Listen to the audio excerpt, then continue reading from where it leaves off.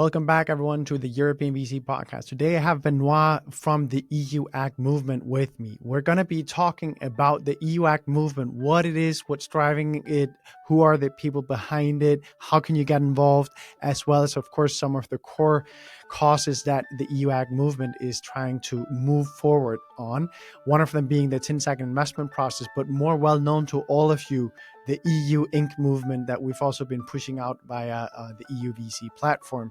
If you want to get involved, go to EU-ACT HQ on Twitter, follow that. There's a community there that's very active.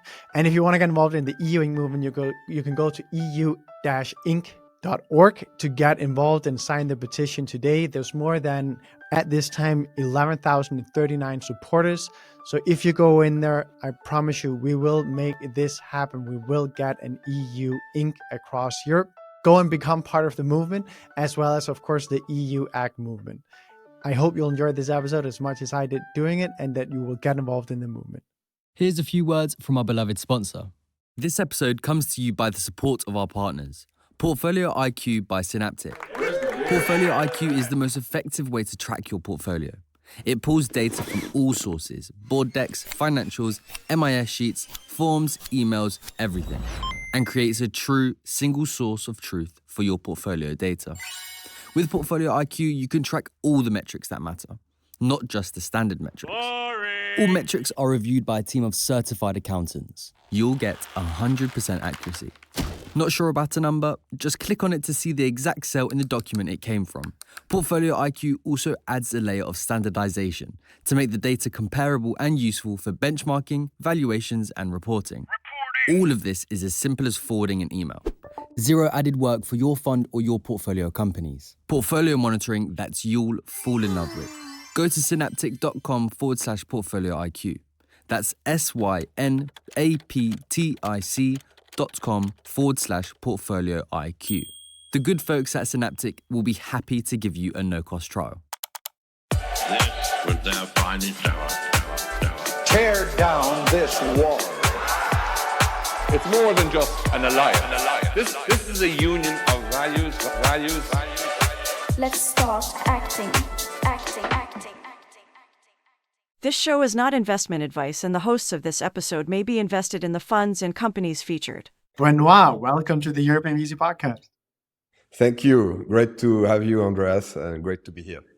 So we have had quite some conversations back and forth, WhatsApping, emailing, trying to figure out exactly when is the time we should do this, how close partnership should we have between EU Act and EUVC, because we're both on a mission to try and help the European ecosystem grow, be champion, make everything work more frictionless. You are obviously very heavily on the, I'd say, two sides as I see it from the outside, both on the community side in terms of creating a movement, but also very much on the policy side. And that's, of course, what we're going to talk a bunch about. And people who have followed our platform will also know that something that EUVC is getting more and more into. But we're also very much saying, well, we have one clear role. We have a platform where you can platform different things. We can platform different speakers, thinkers, and initiatives. We've just done a bunch with EU Inc. in terms of trying to help build some reach for them. And just a big supporter of all these new initiatives that are happening in Europe. So finally, we now have you on the podcast to talk a bit ahead of a lot of work we're going to do in the future. So tell us, Benoit, a bit about yourself, how you came to build the EU Act, what's the core mission, but let's maybe first begin with your background. So I am an engineer. I have a business degree. I'm a lawyer too. I became a lawyer on the late, seeing how policy affect everything. Because as an entrepreneur, you have to hire people, you have to do financing rounds in many cases, you have to have licensing. And then I was like, okay, I'm going to try to go in a law school. And finally I became a lawyer. And it was like, sometimes it's like a sport, I would say. Like, so let's get this. And so I'm also a lawyer, which I think is useful to understand the perspective. And it's very funny. I would say I'm like a natural large language model because I am also a software engineer. So I've done language for programming and legal language. And it's very interesting because there are a lot of common patterns where you try to set rules in software or in law, and then you have exception handling like You have the courts or exception the bugs in the case of software, right? My background is I've always been very excited. The typical entrepreneur wants to impact, change things. And I worked very early with the US. I saw a very huge gap in terms of mindset.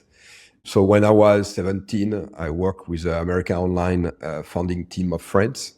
And I launched what you could call, there were no such names back in the time, but in 96, probably what you could call one of the largest social network of friends, which was focused on teenagers, university. I was promoted to go to US, but that's also one thing I often say that Europe is lucky. It's not so easy to go to US because I was not even, I didn't have 18-year-old, but the AOL headquarters wanted to hire me at the HQ, but I was a European, didn't have a passport, so it was more complicated. And then I worked in social networks overall. I launched one in Asia, and Birthday, and I was also worked with the founders and the team at StudiVortset, which in 2007, which was one of the largest social networks of Europe that Facebook tried to acquire, and that they refused, the corporate VC refused the offer. I think they were equity deal, maybe 6% of Facebook. So I'm not sure. So if they listen to the podcast, they know the story and maybe the wrong exit. So, and that's a typical back in the day, McKinsey, Germany, and other kind of consulting firms decided to do the strategy of a startup, right? And I think it's a good illustration. And then I moved to Barcelona, a bit tired of this story, and I discovered the B2B world and how you could, it was like 20, 30 years back older. And I said, look, it's funny how non-tech it is. And I co-founded Consentio, where we digitalize a very traditional industry, the food and vegetable industry, which at the face value might look, okay, it's done, but actually it has a huge opportunity in terms of tech because they have so many impacts, demand, the predictions of the demand, the prediction of the weather of the production. So it has we kind of do a Bloomberg, if you want, for supermarkets, right? And overall, in parallel, I always, from very beginning, when I was an engineer, I always say, wow, the problem is not necessarily the technology, but the technology adoption. And the Americans are often much better in pushing, first because of the attitude of many clients are much more or less try everything. And then the policy, which when you go to US, and I lived in US in Boston, is you feel often much more, wow, thank you. Thank you for your contribution to the United States. Thank you for your contribution to creating job growth. And we'll talk about it, but that's really, I think, one of the very attractive factors that make many Europeans go there, right? And so in terms of policy, because we'll talk about it, back in the days in 97, when I wrote to the president of France saying I would leave if we would not take into account what internet and digital will create. And we are talking 97, right? And I left because when they contacted me already, policy, when almost nobody had internet in Europe. And then I helped to make it short in Europe. I think entrepreneurs, venture capital, sometimes find policy, government stuff a bit boring. But I think also, but we do complain about paperwork, red tape, stuff like that. And I think the movement and the European Accelerationism and other movements and the overall mindset is speak up, because also they cannot guess what's your life like, right? So if you want things to change, you have to create a vibration, a vibe that things have to change for the better, right? And so in Europe, I work with some people like Oliver Gaida to get the crowdfunding regulation through. It took 10 years. I was not there all the years, but I got the first exposure to the time frames, right? And then here in Spain, where I live now, I work with the Spanish government and Francisco Polo, who's a great guy who founded change.org Spain, to pass a startup law. And those learnings, so it took 5 years, right? And now from all those learnings, I coordinate, talk with the ecosystem to also make the ecosystem benefit from my learnings having done that, right? And my goal is, and the movement goal is to make it much faster, because we cannot take 10 years to do laws, 5 years. time is running out. We have to be much faster. We have to accelerate. And it's interesting because historically, when you try to change laws, the politicians say, don't speak too loud and okay, let's talk to each other, let's have meetings. I did that in the past. And my learning is maybe I should not have listened as much. Because at the end, if you look, when things change in Europe or in government is when you have all those tractors, the farmers who go to the headquarters of Brussels and they block all the roads and suddenly the laws can change very quickly, right? And I think European venture capital, European founders have to learn from who are successful in changing Europe. And the overall framework, and I want to spare, I think is we are in a good time. We have a window of opportunity. So all the pieces are there. We have to catalyze it, right? Tell me about those pieces a bit, because I am seeing the same thing. So if I just add a bit of context why I think this is moving so well is a bit because, at least to myself, that was my real realization. I remember I did a roundtable with leading VCs in Europe on AI. And then I realized that every single of these incredible thought leaders really saw AI being something that had a very large potential disruptive in a negative way for society. But no one was really talking about this publicly, I found. And neither from the VC side nor from was the media side, the mainstream media, bringing venture capitalists or founders of this technology in Europe to talk about, what this impact might be and how do we best address it and so on and so forth. So I realized, wait a second, we're spending all this time thinking about the future, backing the future, and then we're not talking heavily with the people that are meant to lay the rails on which we build the future. It seems like there's something off. It seems like there's something we could do here, and we have a different voice than others, I think, given that we're tech-oriented rather than what some of the other players in policy would normally be. So that was really my realization. And then, I saw the EU Act movement, and then I saw which I guess from name-wise, it's very connected to AI Act as well. And then you have the EU Inc. movement moving heavily now as well. And I'm just seeing so many things fall in place. And I do agree with you that now is the time for us to really move. But my question to you is, what are the things, maybe I'll let you comment on that first, but then afterwards ask you, what do you think are the big things you see moving? So I think I've always tried to, when I had the opportunity, I've been writing, I've been a speaker for the EU Commission, for the crowdfunding back in the days. And also there are schools that sometimes, like the EU School Instituto de Empresa in Spain, where now Erin Caroleta will be the rector.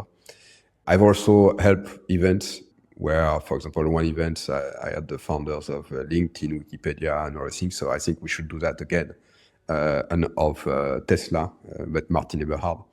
So going back to your point, I think it's the exploration mindset that we need to push in Europe. AI is crazy exciting, but like any exciting technology, of course, you can have a bad use. Actually, even with a book, you can beat up someone, So it's interesting, even the story, there have been prohibition of technology in the past. I'm not expert in that, but at some point it seems even press printing was prohibited in some places. I think often it's related to lack of knowledge. Ignorance creates fear in the story of humanity. But the way to fix fear is you can ban, but then you give a feeling of security, which is just a feeling. Because if some politicians really think AI will be very, very powerful and could be used as a threat, then the priority should be to make Europe one of the most knowledgeable places on earth on this. Because if you think it's powerful, you should try to acquire the technology and be a leader on it. And that's in the weapon industry, in other industry, that's the way you have to think. And if you trust yourselves, then if you are as well, you have the same power in AI than others, that's what, or more power, that's what should be your source of confidence. If believing that all the talent, and we have so much European talent, from the CTO of OpenAI, who's Albanese, to the chief scientist of AI, Yann Lequin, who's also left for Europe, but who kindly helped to build also basis of AI research in Europe and in France. Is it the interest? Is it increasing the safety of Europe to have all the talent who knows about AI leaving Europe? And a parallel is the nuclear bombs. If people are so scared, first they already exist. But Einstein was European, right? Tesla was European. And I agree with you, it's not that entrepreneurs refuse to contribute to safety and to contribute to privacy. Actually, many entrepreneurs think that privacy is extremely important and they don't want to be tracked. It's just that they're often the best to bring technological solutions and good thinking in how to approach those topics. So historically, the laws were made for non-technological things because we are a much less technological society. But now that more and more the law impact technology and thus growth, we really have at the European Commission government, we need to much more involve entrepreneurs, venture capital, and ask them how they would do it. And I would say that the other thing is, historically, and I talk initially of my experience with helping to have the proper laws in Europe for growth, is we need a mindset shift where governments, lawmakers have a KPI mindset, a performance mindset, more than nice names of laws mindset.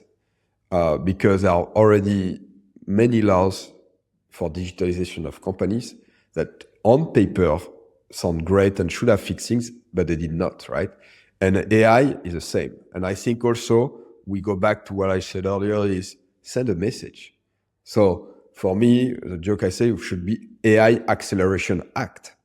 The names of your law on AI and other things, you want to accelerate. You don't say, I don't want a safe acceleration, but that's like when you buy a car with a strong acceleration, of course you want a safe acceleration.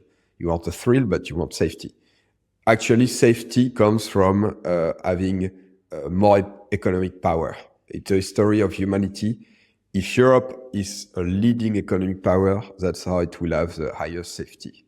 I want to ask you, just because for those unfamiliar, somewhat unfamiliar, entirely unfamiliar with EU Act, could you just maybe paint the organization a bit? Is it an organization? Who are the main contributors? What are the main activities? It's a movement, it's a philosophy of accelerating Europe. And what we try to avoid is, it's not like a personality cult or focused on one. Let's put it that way. The European founders and venture capital agree that we need to improve the growth, even Mario Draghi, Enrico Letta, and other things. We should focus on that and then give a lot of freedom on how. Meaning that with the movement doesn't pretend everybody agree on how we're going to achieve that, but we should all achieve and we should have a conversation on achieve that. But we should really make sure to look at the KPIs and the performance metrics. And then, like a typical, even a founder, and we have the Elon Musk or all the tech founders, they may start with a hypothesis on how to send people on Mars. And then they do a lot of prototypes, they change the materials, things like that. That's the same thing of the EU movement. So it's not a top-down organization where you say, okay, we're going to do it this way, this way, this way. Because a lot of tiny details can derail or put the things right on track. And entrepreneurs know you have to have a flexibility, a mind flexibility, because as you try to get things better, you discover that one way is better than another one. It's like try and error and look at the numbers. Going back to the organization, so there are several figures that are pushing it, that are more sometimes more known, but it comes from so you have Andreas, you have Peter, you have others. Mentioned with surnames and firms. So you have Andreas Klinger, who was launched recently. He used to run Remote First out of Berlin, and now he runs Prototype Capital. I believe is the name. And then the other people. So, for example, with Andreas, I talk on a regular basis. So, for example, it's EU Inc., right? So I'm on the working group on EU Inc. And it's a good example. We want EUAC to be quite a freedom of speech kind of platform where people may come with different ideas. But EU Inc., we wanted to have a lot of signatures, and people might be less comfortable with the more open-ended kind of things. So we thought, especially if you make people who have more than 10,000 signatures now. So, and in a petition, we said, let's keep it very simple. So we should have a pan-European company and a few things like this that you can see on the website. And so that people are comfortable signing it. It's under a bit another brand and a very straight to the point. And the vision of EUAC, because we are not an association, there are already a lot of associations in Europe defending nationally or European-wise startups, which they have been working hard. So we want to be more a catalyst and to do ad hoc initiatives among people who identify in let's accelerate the growth of Europe, let's be more friendly with founders, let's recognize them. So EU Inc. is one of those, and EU Inc. is not EUAC only. It's actually a coordination of several associations, venture capital, and several people, so that they feel, okay, EUAC doesn't speak on my behalf, which I think is very important, because for both sides, where people will be more comfortable to sign something where they don't delegate their voice to someone else, and the EUAC or any movement. And the other side, EUAC should not feel that because we got signatures from thousands of people, and some of them more institutional, we should filter ourselves. And that's why this movement, it's a mindset. And of course, you probably know also the word accelerationism came from the BEF, Jesus. And I think it's very interesting what we liked, and many people identify and identify as a EUAC, is because I think the message where we all agree on, we should be proud of wanting to accelerate humanity, accelerate solving some of the biggest change humanity face. And entrepreneurs, like most often, they are actually extremely excited to help society. And I think in Europe, sometimes people forget that, but I meet biotech, you talk about AI, and I meet biotech, medtech scientists who develop AI for medtech to save lives. And then they face the AI Act that makes their life more complicated. And I think European politicians may not understand that maybe they delay life-saving treatments when they don't do the proper policies. And that's the philosophy is we should be proud of wanting to accelerate Europe, because acceleration growth is what will allow people to have a higher standard of living, feeling better, having a better life, better health. And that's why the overall philosophy is acceleration should be something we are proud of, and Europe should be proud of acceleration. So that's a European system. On myself, I've been also one of the players, and I founded EUAC HQ on X. So all the posts are mine to explain a bit why policy impact, how it impacts.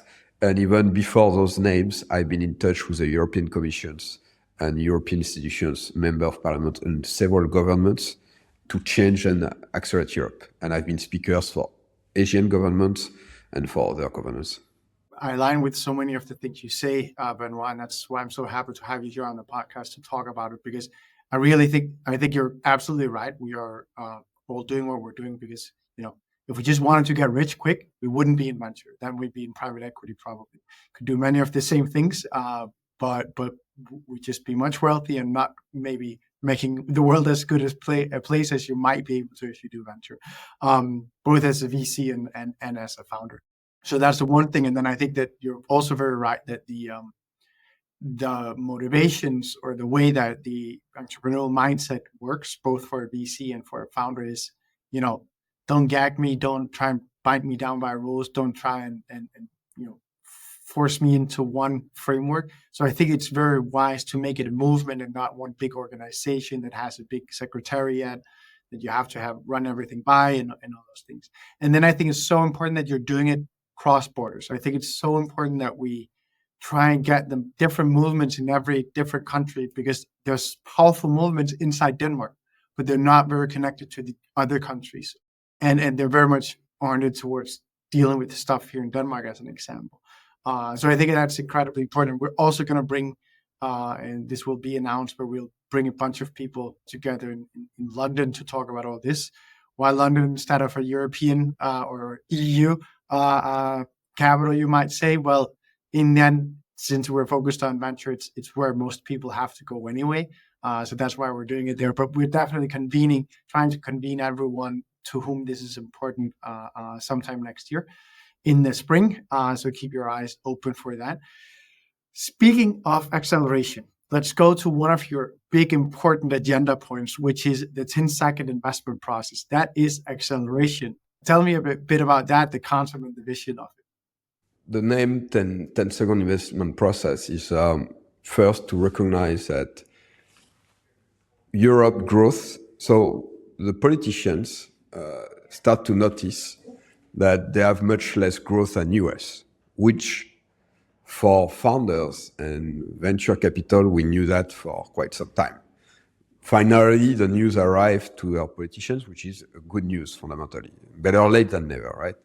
We also have to recognize sometimes in social media, we have a very simplified view of Europe, European Commission, and other institutions. And when I exchange, there are a lot of people, policymakers, policy officers, commissioners who really want us to succeed, meaning European venture capital, meaning European founders, and the type of movements so they are quite aligned. What happened is when you do new laws, you have a lot of vetoes at the member state level, more than the institutions that are on the wrong battle. Like, I want to keep my German or my Spanish or whatever legal system. Yes, but we are talking scale. It's not this. It's if you do the laws this way, what actually happens is you don't have a Spanish or German entity. You have a US Delaware entity, and because you're ignoring the reality, you're actually sending outside Europe the money, the founders, and that's, I think, where we have to have a hard work. Going back to the 10-second investment process, Europe is the name come a bit from we have to recognize, we have to reward also the things that Europe has done well. So often people are regulation. So as I said, first we have to recognize that the EU Inc. or 20th regime, the European institutions, so have been in favor for quite some time, but it has been vetoed by several states, and normally Sweden, Germany. And so what they really have is to have more support from Europeans to say, look, come on, stop the veto. So you're saying the EU Inc. has already been vetoed against by several member states? Yes. Is that because, I don't know the history here, is that because it's been attempted before and then it was just killed, before Yes. it even got... Yes. Yeah. Okay, so pressure, the real journey right now is actually pressuring the countries that have put vetoes to remove those vetoes so we can get it through. Yes. So what specifically are the countries and the individuals to target, just so everyone can contact their congressman, as they say in the Exactly. US? So historically, okay. So and that's where I think it's unfair to the European Commission and Parliament, because they did push for it, but they got vetoed by member states who can veto a law, and that's at the national level. It's in what's called the European Council, which is a council of the head of states and ministers who can veto laws, right? when you pass a new law, you need a strong majority, and it takes into account, I explain a bit, the population of the states and how many states, right? And depending on the category of law, you need unanimity, qualified majority, say that. So historically, and I can be fact-checked, but from my understanding, Sweden and Germany were some of the states that blocked it, vetoed it.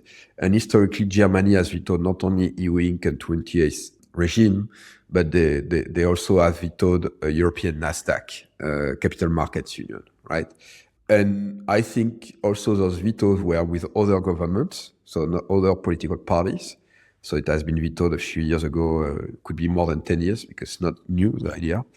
And I think back then there were more growth in Germany, and the excuse we got when we investigated a bit is, oh, we can do better German startup. And back in the days, they did a German startup law that didn't lead to any of the food benefits and results they thought it would be, right?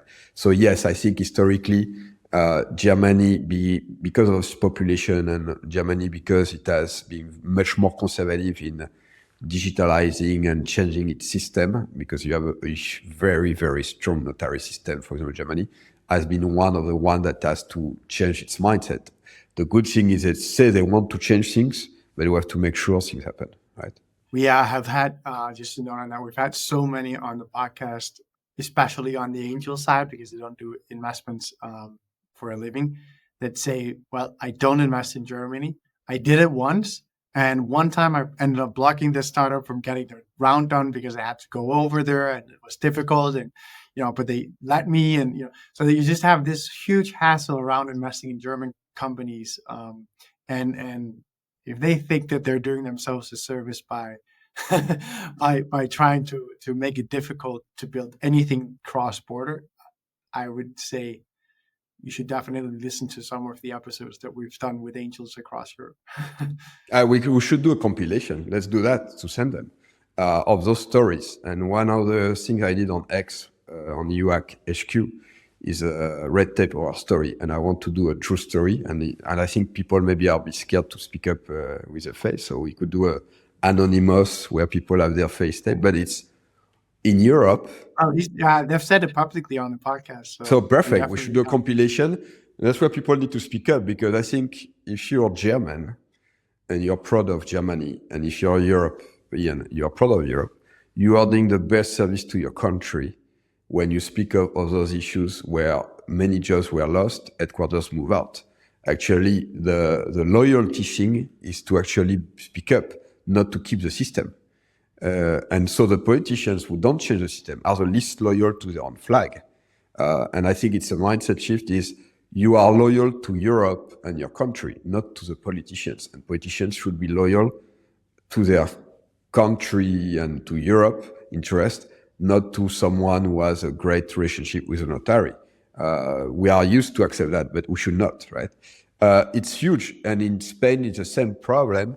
And that's also the unknown or people who don't hear, because obviously, often what happened, I work at Strifors, it was a huge social network in Germany, was the largest of Europe, right? And Facebook tried to acquire. There was a German founders, but the headquarters, if I'm not mistaken, was in Ireland. And they did the UK. So it's still Europe, you could say, but that's not normal for Germany. So what they miss is they believe they are keeping companies in Germany or Spain when they're actually sending them out, and most of the time to Delaware. And they have no way, they don't even try to track that information. They have no way of tracking it. But when I look at reports, European EUIC report, and 40% of the most funded companies by European institutions, so the top 10, 4 out of 10, are leaving their headquarters outside of Europe. 3 went to Delaware. And then, and that's a report from the European institutions. So they should read their own reports, I think. Yeah. That could be a 10-second investment process, sorry. So 10 seconds. I was going to say, so to the audience, I apologize. Both Benoit and I, we love to go down different alleys. We'll try and stay focused on the topic. Exactly. But we do cover some ground here. Okay. Mr. Trump on on our Joe Rogan podcast called Weaving. And he likes to weave, and that's why he needs 3 hours in a Joe Rogan podcast. I listened to it all three, and definitely worth listening to. Very interesting. We'll try and make this less than 3 hours. Exactly. Yes, but sorry to everyone who's kind of like sitting there thinking, can you get back to topic 10-second investment process? We're getting there. Now, Benoit, go 10-second investment process. And feel free to cut me in the final. So the 10-second investment process, Europe has been successful in things. For example, in the coming months, we're going to have, and it's quite unique in the world, a 10-second wire transfer for all the bank transfers you do with IBAN. I send you $10,000 euros, 100,000, 1 million. In 10 seconds, you see it in your account, which is very, very good for business, right? And for personal. So, and that's Europe. We did that. And Europe had good fintech laws, and we got Revolut, N26, Conto. We have a lot of very successful stories. And because it did a very good, like one license operate all Europe. So why don't we do the same for investment? And that's where I call the 10-second investment process is let's make sure that when investors, being from outside Europe or from Europe, want to invest in a startup, the paperwork, the signature process to buy shares through capital increase and things should be 10 seconds. Okay, we can do 100 seconds. But the philosophy, and that's what Europe should do. We did the 10-second wire transfer. Let's do the 10-second investment process, because what Europe recognized, there is a real need to have more capital in Europe for all the ambition we have on every topic and private money. And it starts so your clients are the investors, and it starts by once they have decided to invest in a company in a round, make it crazy easy to bring the money in. And why all the founders of Germany, Spain, everywhere are speaking up or trying to get things is because I don't want to be a victim of a laws that make it mandatory for my investors to fly. So the philosophy, let's have, and that can be within EU Inc. or outside of it, because it should also apply to all the national companies, the right to have a super fast digital age speed of investment process. And because this is very important from the seed moment, from the first round, from the angel money, because what you want is that having headquarters in Europe from beginning to IPO is attractive.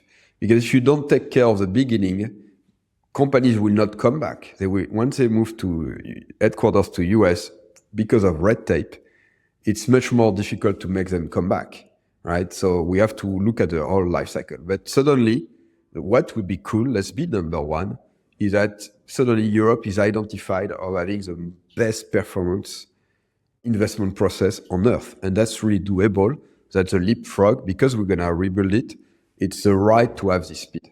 And that can be API-based, tech-friendly, so that right from your fintech bank accounts as a venture capital who might use themselves, Conto, Wise, or whatever, suddenly those fintechs can integrate the investment process in the workflow because it's also API-based, and you forget about it. I think suddenly we would rework and remind the brand of Europe that did the 10-second wire transfer. It's doable. We've done it for other things. Let's aim for that. So let's make the money flowing very easily. To make this possible, what are the next steps? What are you doing right now? What's the UAC movement doing? What's happening in different countries? How can the people listening in who's asked, well, this sounds like something I'd like to get behind. What can we do? So I think politicians underestimate still today all the user experience of investment in Europe is critical to the success of Europe. Because what we hear founders is when investors see that the investment process, investors in tech invest in tech, right? So when they see that the investment process in Europe is extremely low tech, non-tech, and analog, it sends a wrong message to them. It's like a turn off. I invest in a tech company, I cannot have a tech-friendly investment process. So we have to create more awareness. So speak up, tag your politicians, write to them, meaning the national one, the institutions, and share your crazy stories where you had a headquarter in Europe and investors say move to US because your system have a notary system.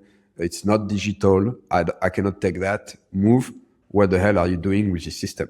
You're so right, because I think that if a congressman, so to say, if a representative in Europe suddenly got flooded by emails from investors from their country saying over the last year, like close every year, with sending an email to your relevant representative and say, this year we've invested in 12 companies, 7 of them were all Delaware based. Ideally, they would not have been, but we had to because of XYZ. Please make it different next year. Like if we all did that every year, that would be interesting, right? And we all have the stories. Yeah, and we have to understand the European politicians that their inaction are sending headquarters outside Europe, which is one, if not the biggest source of GDP growth gap. Because obviously, if all the European companies that are the most successful one end up putting their headquarters in US, that GDP goes for US, not for Europe. So it's like it's like the landing page investment process, and you just have the worst looking landing page. Nobody sign up. It's very simple and stupid, but very efficient. It's suddenly what we should aim for, that all the best US funds, Sequoia, Horowitz, say, wow, now Europe has a much better process than Delaware for investment. It's all tech-based. They have done the Revolut, the N26 in UI of investment.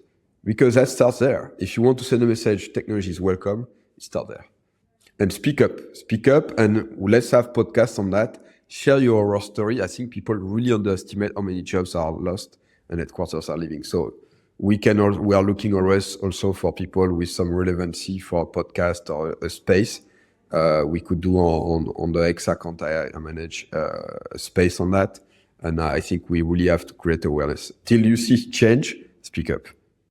Is that your final word to the audience when I ask you the question, what can we do in general? If someone is sitting at home driving in a plane right now thinking, I want to get involved in the EU Act movement and try and better some of the policies that are in our way, what do you advise that people do? My metaphor is we have to be too strong to ignore, and it has to be less pain and less cost for European institutions and commissioner to change things the way we want them than to do nothing. And that's, if you live in Brussels, you go to Brussels, maybe we should do like farmers. We should we should throw a party in front of the European Commission. You should talk, and I think it's how many views or follow us, repost us on X, repost this podcast, because really the critical size of this is unacceptable, and also ask questions. And then if you want to go further, I would say sue, because there are many laws in Europe that are not respected by member states on digitalization. So if you dare, start to sue your governments, start to sue notaries, start to ask questions, because we cannot understand why we are millions of entrepreneurs in Europe, why a few hundreds of notaries have more power than us. It's actually not democratic, right? There is no logical reason.